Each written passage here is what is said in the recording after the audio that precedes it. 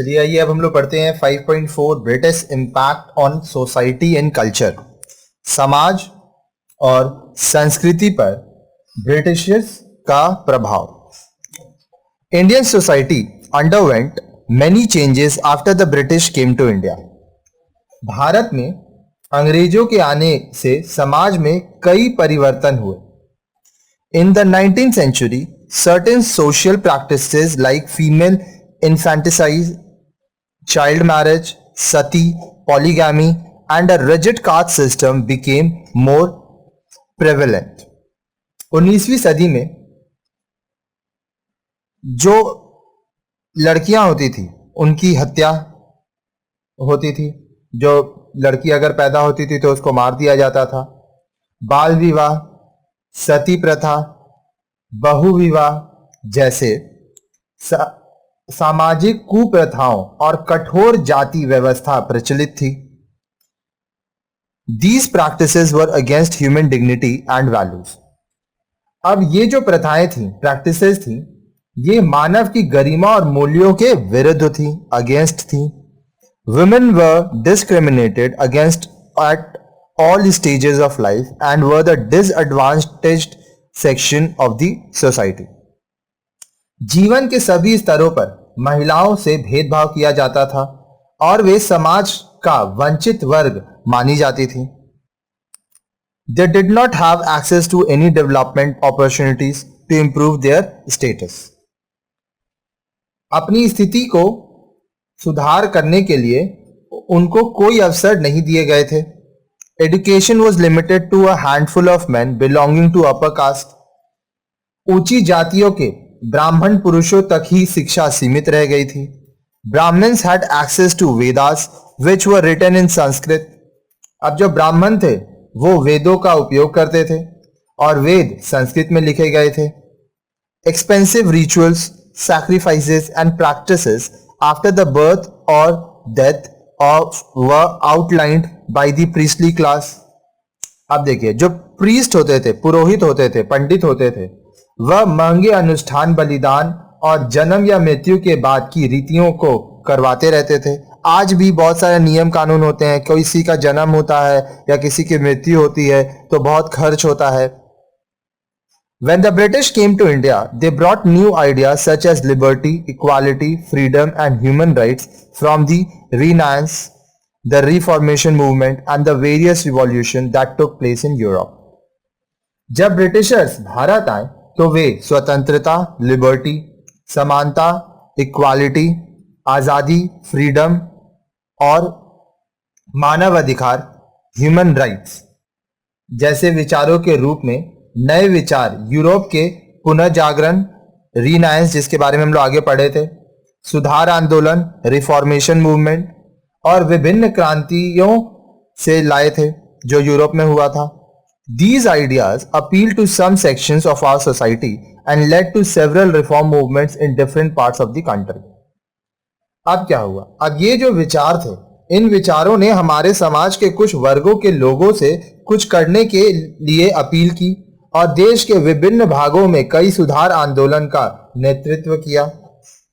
At the forefront of these movements were visionary Indians such as Raja Ram Mohan Roy, Sir Syed Ahmad Khan, Aruna Asaf Ali and Pandita Rambai.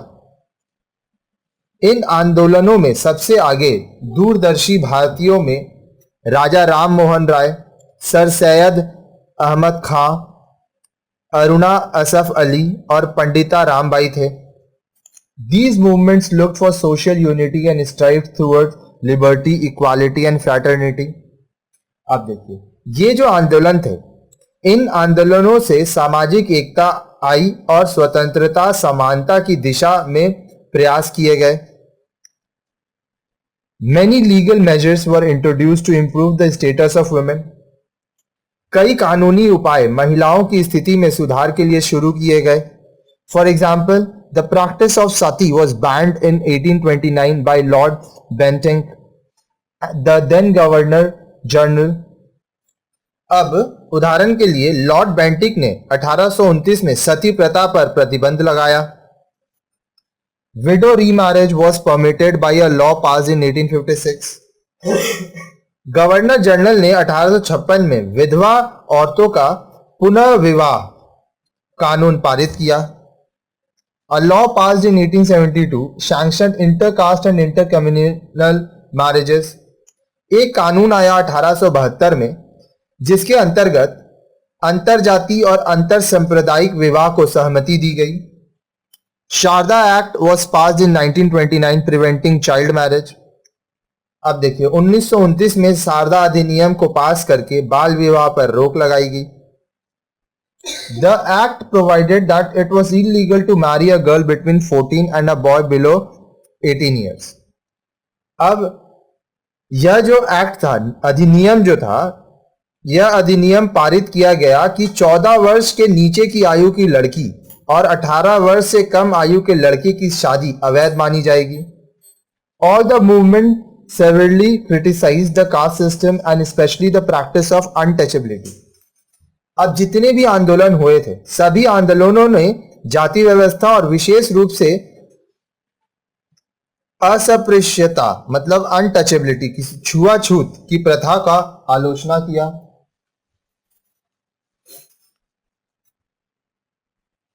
The impact of the efforts made by these numerous individuals, reform societies and religious organizations was felt all over and was most evident in the national movement. समाज सुधारकों की इन प्रयासों का प्रभाव समाज सुधार और धार्मिक संगठनों में तथा राष्ट्रीय आंदोलन में स्पष्ट देखा जा सकता है। राष्ट्रीय आंदोलन मतलब national movement. Women started getting better education opportunities and took up professions and public employment outside their home. अब जो महिलाएं थी, महिलाओं को बेहतर शिक्षा, व्यवसाय और सार्वजनिक रोजगार के अवसर भी मिलने लगे। The role of women like Captain Lakshmi Sehgal of Indian Army, National Army (INA), Sarojini Naidu, Annie Besant, Aruna Asaf Ali and many others were extremely important in the freedom struggle. अब देखिए Indian National Army INA की captain Lakshmi Sahgal, Sarojini Naidu, Annie Besant, Aruna Asaf Ali और कई अन्य महिलाओं की स्वतंत्रता संग्राम में अत्यंत महत्वपूर्ण भूमिका रही। अब देखिए यहाँ जो आप फोटो देख रहे हैं इसमें क्या है, captain Lakshmi Sahgal in the middle of the front row, ये ठीक है। Other INA cadets with Netaji Subhash Chandra Bose left front row, ठीक है। आप देखिए Netaji Subhash Chandra Bose left front row, ठीक है। बाकी सब कैडेट्स हैं INA के, इंडियन नेशनल आर्मी के। 5.4.1 सोशल एंड कल्चरल पॉलिसी 5.4.1 सामाजिक और सांस्कृतिक नीति, सोशल सामाजिक कल्चरल सांस्कृतिक पॉलिसी नीति। The British had come to India with the idea of making immense profit. Britishers विशाल लाभ कमाने की नियम से सोच से भारत आए थे। This meant buying of raw materials at very cheap rates and selling finished goods at much higher prices. इसका अर्थ क्या था? इसका अर्थ था कि बहुत ही सस्ते दामों में कच्चे माल को खरीदे जाएंगे और जो फिनिश्ड गुड्स है, तैयार माल, उसको अधिक कीमत में बेचा जाएगा और लाभ कमाया जाएगा। The British wanted the Indians to be educated and modern enough to consume their goods, but not to the extent that it proved detrimental to British interest. अब देखिए ब्रिटिशर्स चाहते थे कि भारतीय लोगों को शिक्षित किया जाए और अपनी वस्तुओं के उपभोग के लिए पर्याप्त आधुनिक बनाया जाए। अब यह भी एक सीमा तक, क्योंकि ब्रिटिशर्स के हित के लिए हानिकारक साबित ना हो, क्योंकि अगर बहुत लोग पढ़ लेंगे तो क्या होगा कि वो लोग विरोध करने लगेंगे। Some of the Britishers believed that Western ideas were modern and superior, while Indian ideas were old and inferior.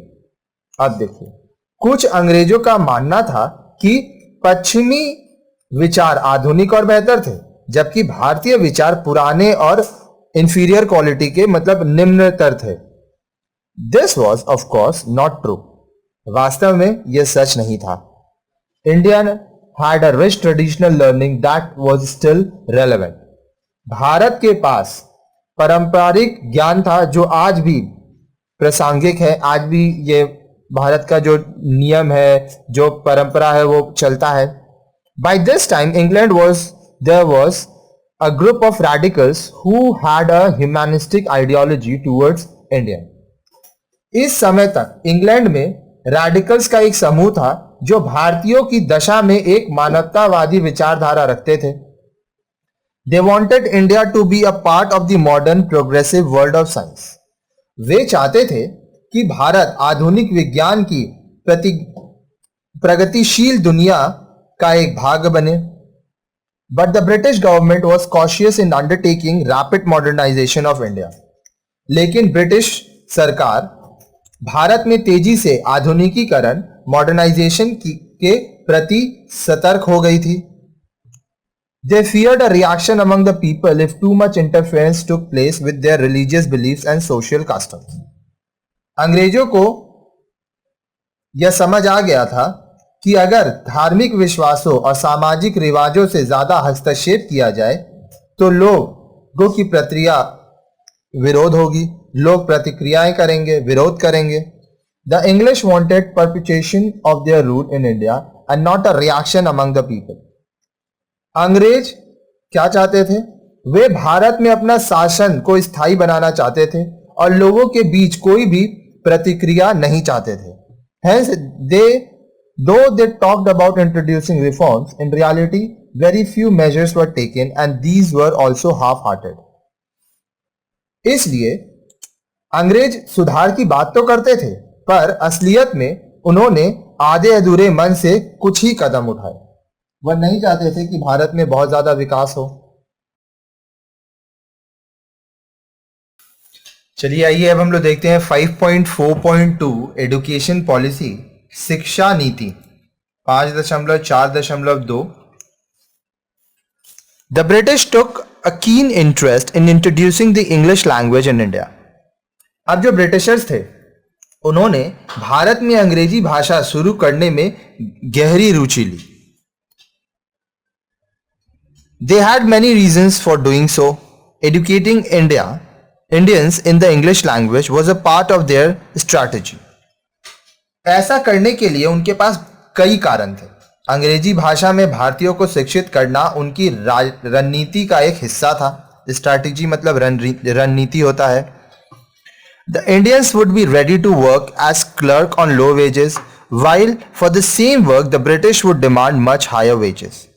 अब देखिए, अंग्रेजी भाषा में भारतीयों को शिक्षित करना उनका रणनीति इस प्रकार से था कि भारतीयों को क्लर्क के रूप में कम मजदूरी पर काम करने के लिए तैयार किया जाएगा, जबकि उसी काम के लिए अगर कोई ब्रिटिश आदमी काम करेगा तो वो बहुत ज्यादा पैसा मांगेगा और भारतीय सस्ते में काम कर देंगे. This would reduce the expenditure on administration.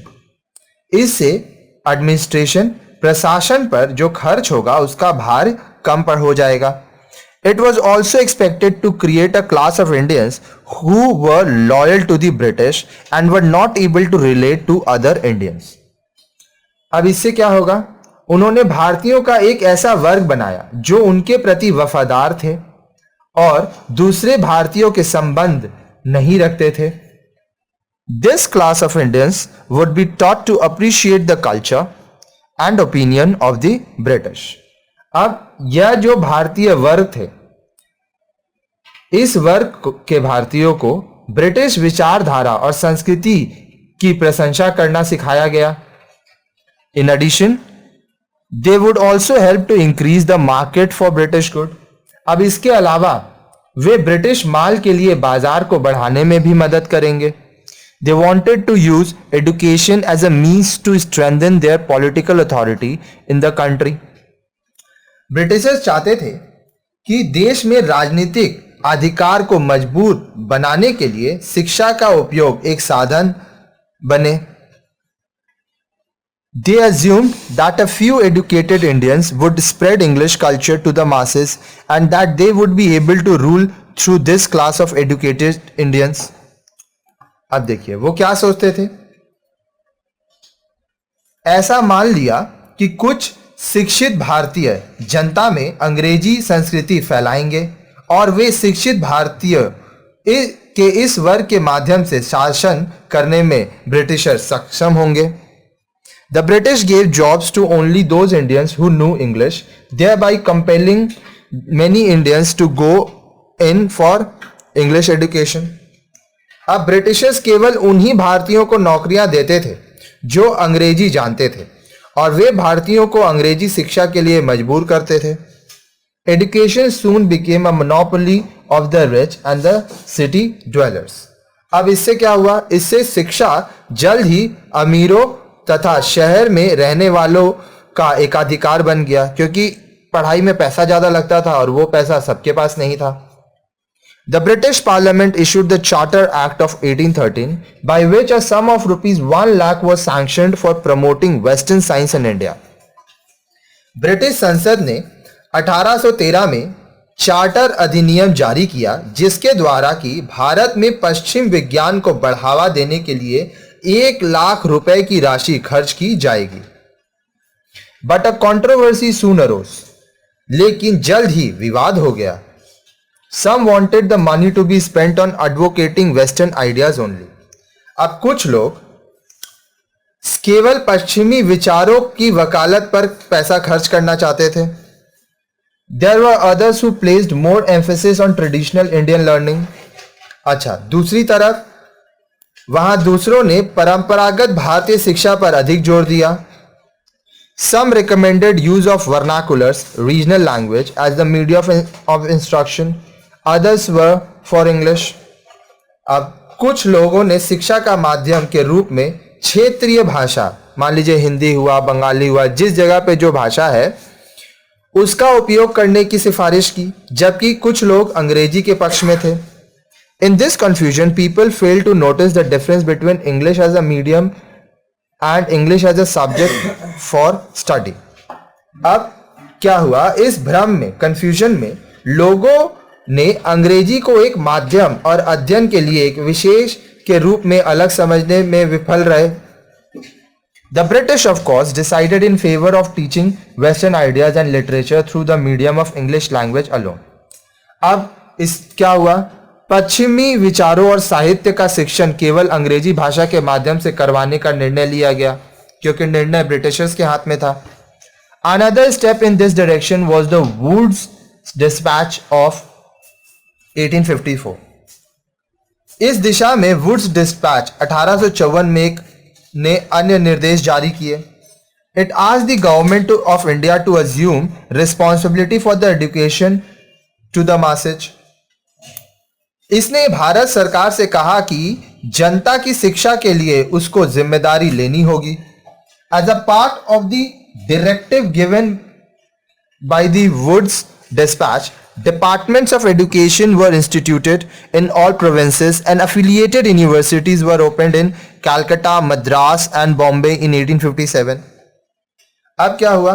प्राथमिक विद्यालय की बजाय कुछ अंग्रेजी स्कूलों और कॉलेजों को खोला गया। अब उससे पहले आप ये समझिए कि ये जो वुड्स डिस्पैच का निर्देश आया, उसके कारण कलकत्ता, मद्रास और बंबई में 1857 में विश्वविद्यालय और सभी प्रांतों, प्रोविंसों में शिक्षा विभाग स्थापित किए गए। A few English schools and colleges were opened instead of many elementary schools. They ignored the education of the masses, but in reality it was not sufficient to cater to the needs of the Indian people. अब प्राथमिक विद्यालयों की बजाय कुछ अंग्रेजी स्कूलों और कॉलेजों को खोला गया।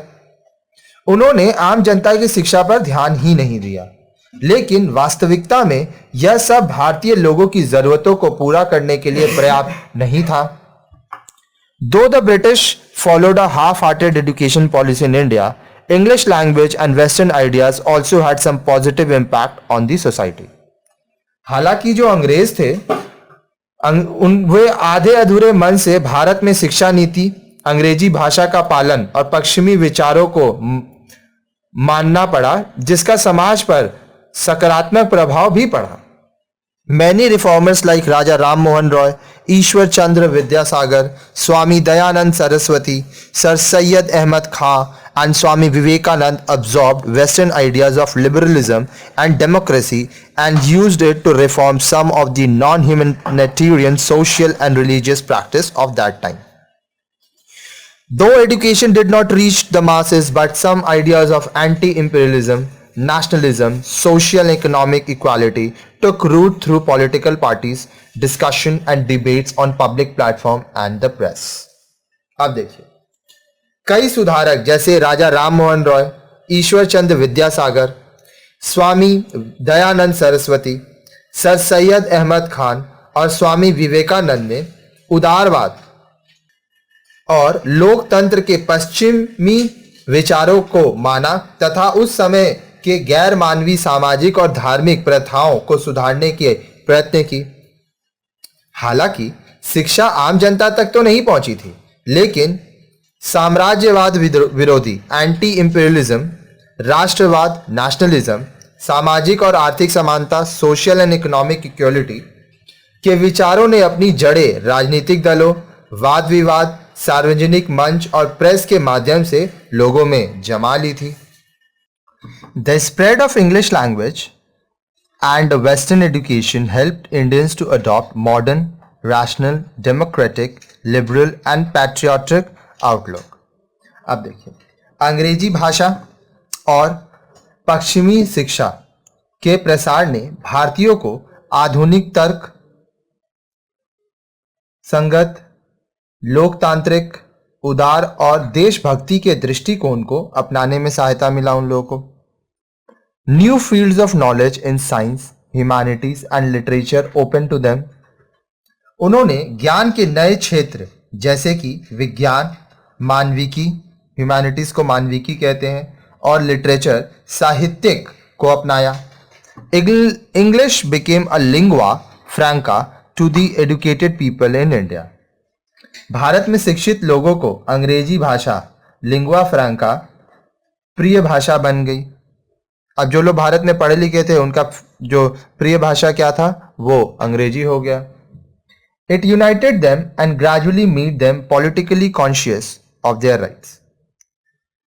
इससे भारतीयों को क्या हुआ, वो लोग इकट्ठे हुए, ठीक है, और वो लोग राजनीति को समझ पाए, अपने अधिकार को समझ पाए। It also gave opportunity to the Indians to study in England and learn about the working of democratic institution there. The writing of John Locke, Ruskin, Mill, Rousseau and many others instilled in them and the idea of liberty, equality, fraternity, human rights and self-government. The French and the American Revolution and the unification of Italy and Germany further strengthened their appreciation of these ideas. Cavour, Garibaldi and Mazzini became their favorite heroes.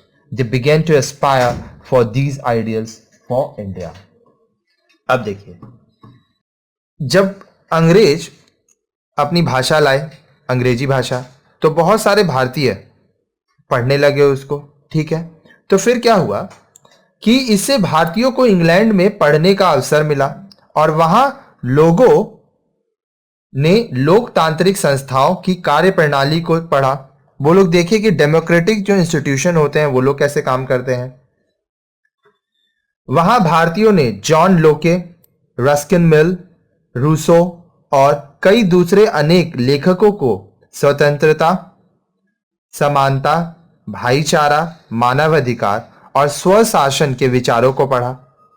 फ्रांसीसी क्रांति और अमेरिकी क्रांति और Italy और Germany के एकीकरण से अपने को मजबूत बनाया और विचारों की प्रशंसा की। उन्होंने केवर, गैरबंदी और माजिनी पसंद आए। वे सब भारत के लिए इन आदर्शों से प्रेरणा लेने लगे। क्योंकि देखिए, अब एक चीज है कि आप अगर किसी को नहीं पढ़ाएंगे तो आप उसको जो बोलेंगे वो मान लेगा, लेकिन भारत में वो सिचुएशन वैसा ही था। जब अंग्रेज आए थे तो भारत में शिक्षा अपने उच्च स्तर पर नहीं था, लेकिन जब अंग्रेज भारतीय लोगों को इंग्लैंड भेजे पढ़ने के लिए तो बहुत सारी चीजें भारतीय ऐसा भी सीखे जिससे वह स्वतंत्रता की राह पे चलने लगे, जो इंग्लैंड के लिए ही नुकसानदेही हो गया, ब्रिटिश के लिए ही नुकसानदेही हो गया। Western thinkers like Max Muller and Annie Besant encouraged vernacular language and literary works to instill a sense of pride in Indian heritage and culture. आप देखिए, मैक्स मुलेर और एनी बेसेंट जैसे पश्चिमी विचारकों ने विरासत और संस्कृति में गर्व की भावना को बढ़ाने के लिए भारतीय जनसभा और साहित्यिक के लिए प्रोत्साहित किया।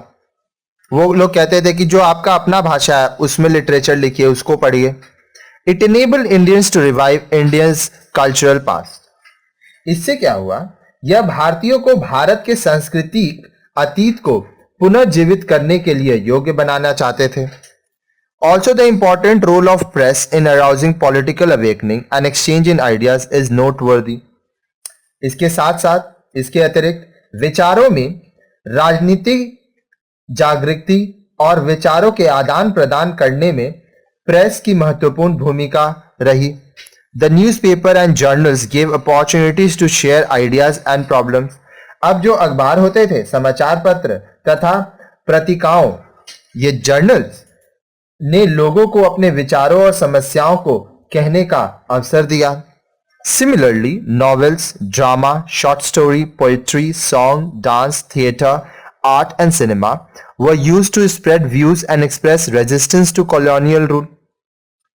अब इसी तरह से उपन्यास, नाटक, लघु कहानी, कविता, गीत, नृत्य, थिएटर, कला और सिनेमा आदि को औपनिवेशिक शासन कॉलोनियल रूल के प्रति विरोध व्यक्त करने के लिए प्रयोग किया गया। They spoke the language of the people, showcasing their everyday life, joys and sorrows. वे किसके बारे में बात करते थे? ये लोगों की भाषा में उनके प्रतिदिन के जीवन के सुख और दुख का वर्णन करते थे। Along with newspaper and journals, they promoted the feelings of self-confidence, self-respect, awareness and patriotism, thereby developing a feeling of national consciousness.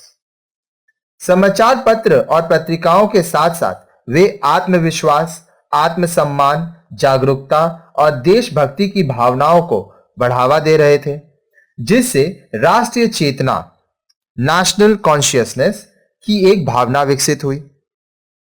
Do you know, क्या आप जानते हैं, Indian People's Theatre Association IPTA was founded in 1943. It used music as an integral medium to express dissent and resistance, and continuing its cultural movement even after independence. Songs ranged from the awareness of exploitation, immortalizing the sacrifice of peasants, the revolt of 1857, and the people killed in Jallianwala Bagh in Amritsar. They cited the meaninglessness of war and violence and also protested against the partition of India through their songs. Indian People's Theatre Association IPTA 1943 में स्थापित किया गया था। इसने संगीत को एक अभिन्न हथियार की तरह असहमति और प्रतिरोध व्यक्त करने के लिए प्रयोग किया। इसमें शोषण के प्रति जागरूकता से लेकर किसानों के अनवरत बलिदान, 1857 के विरोध और अमृतसर में जलियांवाला बाग में मारे गए लोगों के लिए गाने गाए गए। युद्ध और हिंसा की अर्थहीनता, भारत के विभाजन के खिलाफ विरोध को अपनी गीतों के माध्यम से गाकर बताया गया था।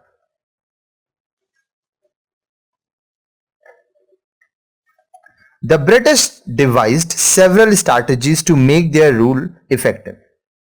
अब जो ब्रिटिशर्स ने कई रणनीतियों अपने नियम को प्रभावी करने के लिए बनाई थी। The early British administrator in India like Warren Hastings, William Jones, Jonathan Duncan and other glorified India's ancient parts. अब देखिए, आरंभिक समय में भारत में Warren Hasting, William Jones, Jonathan Duncan आदि जैसे ब्रिटिश प्रशासकों ने भारत के प्राचीन अतीत की महिमा को जाना। These scholars and administrators were called Orientalists. अब ये जो विद्वान थे और प्रशंसक थे, इनको एशिया की भाषा का ज्ञानी कहा गया। They thought that a better understanding of Indian language, literature and culture would make it easier for them to rule India. उन्होंने सोचा कि भारतीय भाषाओं, साहित्य और संस्कृति का ज्ञान उन्हें भारत में शासन को आसानी से चलाने में मदद देगा। Important institutions that came to be identified with their efforts were the Calcutta Madras Madrasas, founded by Warren Hastings, 1781, the Asiatic Society of Bengal, founded by William Jones, 1784, the Sanskrit College at Banaras, founded by Jonathan Duncan, 1794, and the Fort William College, founded by Wellesley, 1800. These institutions, especially the Asiatic Society and the Fort William College, became the epicenter of the study on Indian culture, language, and literature. For the first time, great ancient Sanskrit writers like Kali Das became known to the world through translation of their monumental work into English. अब देखिए, महत्वपूर्ण संस्थान जो उनके प्रयासों से पहचान में आए थे। वॉरेन हेस्टिंग 1781 द्वारा कलकत्ता के मदरसे की स्थापना की। बंगाल की एशियाटिक सोसाइटी की स्थापना विलियम जोन्स ने 1784 में की। बनारस में संस्कृत कॉलेज की स्थापना जोनाथन डंकन ने 1794 में की और फोर्ट विलियम कॉलेज की स्थापना 1800 में किया गया। विशेष रूप से एशियाटिक सोसाइटी और फोर्ट विलियम कॉलेज भारतीय संस्कृति, भाषा और साहित्य अध्ययन का मुख्य केंद्र बना। पहली बार प्राचीन संस्कृति के कालिदास जैसे लेखकों की महान कृति का अनुवाद अंग्रेजी के माध्यम से विश्व में हुआ। चलिए आइए अब हम लोग करते हैं एक्टिविटी 5.3 क्रियाकलाप 5.3। During this period, there was some individual who played a major role in glorifying Indian culture, knowledge and tradition. इस अवधि के दौरान कुछ व्यक्तियों ने भारतीय संस्कृति, ज्ञान और परंपरा की महिमा को उजागर करने की भूमिका निभाई थी। Listed below are some personalities whose contribution have been recognized worldwide. कुछ व्यक्तियों को नीचे सूचीबद्ध किया गया है, उनका योगदान संसार में जाना जाता है। Search for more information in the library or internet on their work. अब उनके विषय में अधिक जानकारी के लिए आप पुस्तकालय या इंटरनेट पर खोज करें। किसके बारे में? Aryabhata, चरक्का, Maitreyi, Gargi. How do you think it must have helped the Indians to take pride in their past history and regain self-respect? आप कैसे सोचते हैं कि भारतीयों को अपने अतीत के इतिहास पर गर्व करने के लिए और आत्मसम्मान पाने के लिए यह सहायता करता है? तो इनके बारे में आप इंटरनेट से खोज सकते हैं, बुक से लिख सकते हैं। आइए हम जो लिखे हैं वो आपको बताते हैं। सबसे पहला Aryabhata. Aryabhata was one of the world's greatest mathematician, astronomer, was born in Pataliputra in Magad, modern Patna in Bihar. Aryabhata विश्व प्रसिद्ध मैथमेटिशियन और एस्ट्रोनॉमर थे। इनका जन्म पाटलिपुत्र मगध में हुआ था जो अभी पटना बिहार में है। His greatest contribution has to be zero, for which he became immortal. अब देखिए, वह जीरो का आविष्कार किए जिनके लिए वह अमर हो गए। He certainly did not use the symbol, but the French mathematician Georges Ifra argues that knowledge of zero was implicit in Aryabhat's place value system as a placeholder for the power of 10 with null coefficient. अब देखिए, वो पहले तो इसका कोई symbol नहीं दिए थे, चिन्ह नहीं दिए थे, लेकिन जो फ्रेंच मैथमेटिशियन थे जॉर्ज इफ्रा, वो इस बात पे तर्क दिए कि सिर्फ जीरो का ज्ञान पूरा नहीं होता है जो आर्यभट्ट के प्लेस वैल्यू पे सिस्टम पे है, क्योंकि एक प्लेस वैल्यू अगर हम लोग 10 पे भेज रहे हैं तो उसका जो कोएफिशिएंट है वो नल नहीं हो सकता है। फिर चरका। चरका was one of the principal contributors to the ancient art and science of Ayurveda, a system of medicine and lifestyle developed in ancient India. He is referred to as the father of medicine.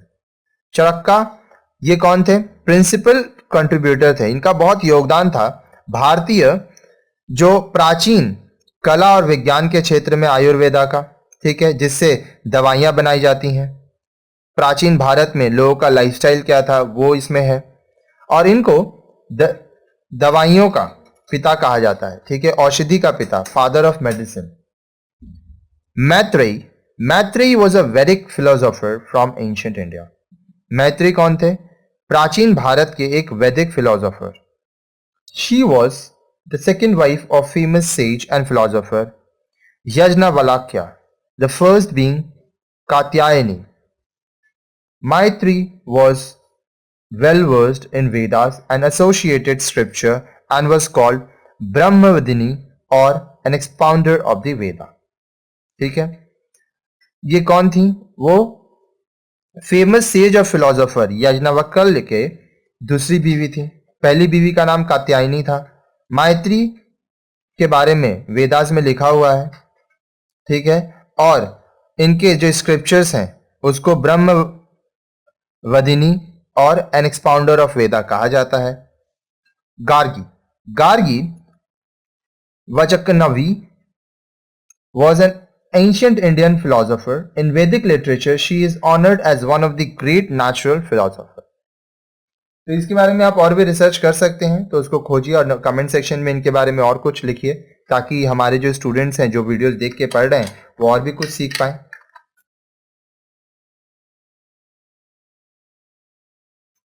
चलिए अब हम लोग देखते हैं 5.4.3 impact of reform movement.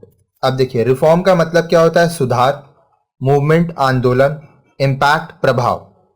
सुधार आंदोलन के प्रभाव। How did the socio religious reform movements led to the national movement. सामाजिक धार्मिक सुधार आंदोलनों ने राष्ट्रीय आंदोलन किस प्रकार नेतृत्व किया? The persistent effort of the reforms had immense impact on the society। अब देखिए, ये जो सुधारक थे, सुधारकों की लगातार प्रयासों से समाज पर भारी प्रभाव पड़ा। The religious reform movement instilled in the minds of Indians greater self-respect, self-confidence and pride in their country। अब यह जो धार्मिक सुधार आंदोलन था, इसने भारतीयों के मन में अधिक से अधिक आत्मविश्वास भरा, उनमें आत्मसम्मान आया और अपने देश के लिए उनमें गर्व की भावना डाली गई। These reform movements helped many Indians to come to terms with the modern world। अब इन सुधार आंदोलनों से अनेक भारतीयों ने महसूस किया कि आधुनिक विचारों और संस्कृति की भारतीय संस्कृति धारा में समेकित करके आत्मसत्ता किया जा सकता है। ठीक है, क्या बोल रहा है कि जो मॉडर्न आइडियाज है, the reformers felt that modern ideas and culture could be bent imbibed by integrating them to Indian culture stream. अब जो भारतीय संस्कृति है उसमें मॉडर्न आइडियाज, कल्चर, इसको हम लोग मिला के सुधार कर सकते हैं। They helped other countrymen to appreciate that all modern ideas were not against Indian culture and values। वो लोग क्या किए, उन्होंने देशवासियों को बताया कि सभी आधुनिक विचार भारतीय संस्कृति और मूल्यों के खिलाफ नहीं है, विरुद्ध नहीं है। The introduction of modern education guided the Indians towards a scientific and rational approach to life। अब आधुनिक शिक्षा, मॉडर्न एजुकेशन की शुरुआत ने भारतीयों को जीवन के लिए एक वैज्ञानिक और तर्कसंगत दृष्टिकोण दिया।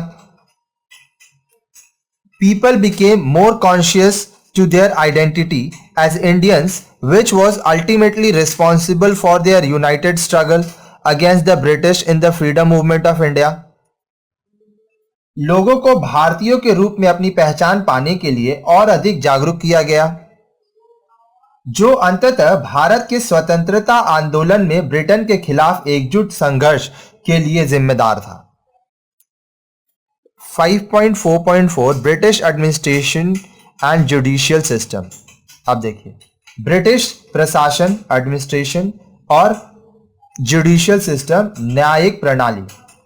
The Indians found it difficult to adjust to the new system of administration introduced by the British।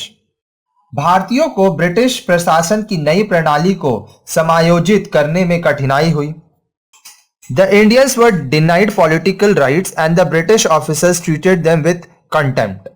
भारतीय राजनीतिक अधिकारी को अधिकारों से वंचित थे और ब्रिटिश अधिकारी उनसे अवमानना के साथ व्यवहार करते थे। वो लोग का व्यवहार अच्छा नहीं था इंडियंस के साथ। जो भारतीय थे उनको राजनीतिक का जो उनका अधिकार था उससे दूर रखा गया, उनको ज्यादा हस्तक्षेप करने नहीं दिया गया। Indians were excluded from all higher position in the civil administration and military. भारतीयों को प्रशासनिक और सैन्य सभी उच्च पदों से बाहर रखा गया था। The British also introduced a new system of law and justice in India. अब जो ब्रिटिशर्स थे वो लोग क्या किए, अंग्रेजों ने भारत में कानून और न्याय की एक नई प्रणाली की शुरुआत कर दी। A hierarchy of civil and criminal courts was established. एक श्रेणीबद्ध सिविल और आपराधिक अदालतों को स्थापित किया गया। The laws were codified and attempts were also made to separate the judiciary from the executive. अब देखिए, कानूनों को कोड बनाए गए थे। अब इसके जो कोड बनाए गए थे तथा कार्यपालिका से न्यायपालिका को अलग करने का प्रयास किया गया था। Efforts were made to establish the rule of law in India. अब जो ब्रिटिशर्स थे वो भारत में कानून के शासन को स्थापित करने के प्रयास कर रहे थे। But this only help the British to enjoy arbitrary powers and to interfere with the rights and liberties of the Indians. लेकिन ब्रिटिशर्स भारतीयों के अधिकारों और स्वतंत्रता के साथ हस्तक्षेप कर रहे थे तथा अपनी निर्णायक शक्तियों का आनंद ले रहे थे। उनको बहुत ज्यादा आजादी थी, वह जो भी निर्णय लेना चाहते थे ब्रिटिशर्स वह ले पा रहे थे और भारतीयों का शोषण हो रहा था। The law courts were not easily accessible to the common people. अब कानूनी अदालतों में भी आम लोगों के लिए जगह नहीं थी, वो लोग के लिए वहां पे जाना आसान नहीं था, सुलभ नहीं था। Justice became a costly affair. न्याय एक महंगा मामला बन गया था। The new judicial system also discriminated between Europeans and Indians. अब जो ये नई न्यायाधिक प्रणाली थी उसमें यूरोपियन तथा भारतीयों के बीच भेदभाव होता था। यूरोपियंस का अलग तरह से यहां पे केस लड़ा जाता था और भारतीयों का अलग तरह से। अब चलिए आइए हम लोग करते हैं इंटेक्स्ट क्वेश्चन 5.3 हिंदी में। इसको मैच द फॉलोइंग जो है इसको निम्नलिखित को मिलाएं। एग्जाम में अगर इस तरह से क्वेश्चन आए तो आपको पता है क्या करना है, पहले आप इसको उतार लें उसके बाद आंसर करें तो आपको पूरा नंबर मिलेगा। चलिए स्टार्ट करते हैं। 1857, 1794, 1813, 1856, 1855। अब सबसे पहला है विडो रीमैरिज एक्ट। ये कब हुआ था? 1856। ठीक है। Charter act 1813। Department of education 1857। Sanskrit college of Banaras 1794। आगे देखिए। Name at least 2 centres in Indian culture and languages founded by the British. अंग्रेजों द्वारा स्थापित भारतीय संस्कृति तथा भाषा के कम से कम 2 केंद्रों के नाम बताएं।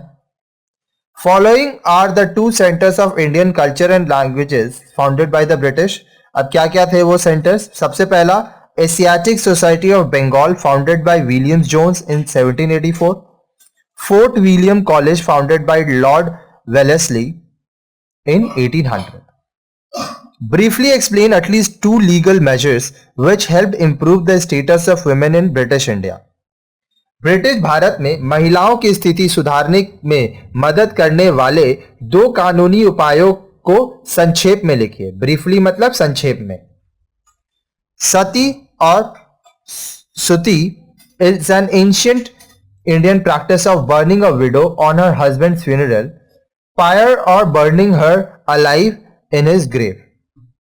अब देखिए सती का जो प्रथा था, सती प्रथा प्राचीन भारत में, इसमें क्या होता था कि एक विधवा औरत को अगर उसका पति मर जाता वो विधवा हो जाती तो उसके पति के साथ उसको जिंदा जला दिया जाता। ठीक है, this practice is associated with Hindu tradition. अब यह जो नियम था यह किसमें था? भारतीय संस्कृति में। According to custom sati was supposed to be voluntary and often it was seen as the proper final act of a marriage.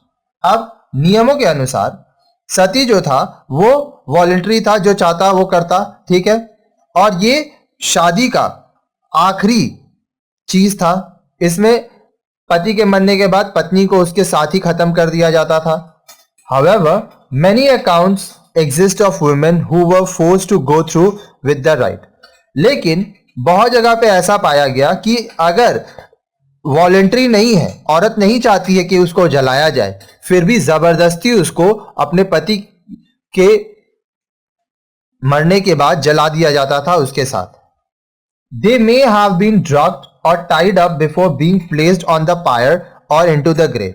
अब उनको या तो नशा करवा दिया जाता था या तो उनको बांध दिया जाता था, कब्र में गाड़ दिया जाता था जिंदा, या तो जो शमशान होता है जिस पे लकड़ी के ऊपर जलाया जाता है उसमें अपने पति के साथ बांध के उनको रखा जाता था। During the colonial period Britain tried to stamp out the practice of sati. जब कॉलोनियल पीरियड था उस समय जो ब्रिटेन थे, अंग्रेज थे, वो ये सती प्रथा को बंद कर दिए। It still occurs from time to time, however particularly in rural areas of Rajasthan. ये आज भी राजस्थान के कुछ कुछ जगह पर होता है जहां पर पति के मर जाने के बाद उसकी बेवा को, उसकी विधवा को उसके साथ जला दिया जाता है। The objective of Sharda act of 1930 was to discourage the solemnization of marriages of boys and girls respectively. अब शारदा एक्ट जो कि 1930 में बना, इसमें क्या था कि कम उम्र के लड़के अगर 18 साल से नीचे हैं और लड़की अगर 14 साल से नीचे है तो उसका शादी नहीं हो सकता है। अगर कोई शादी करवाता है तो वो अवैध मानी जाएगी।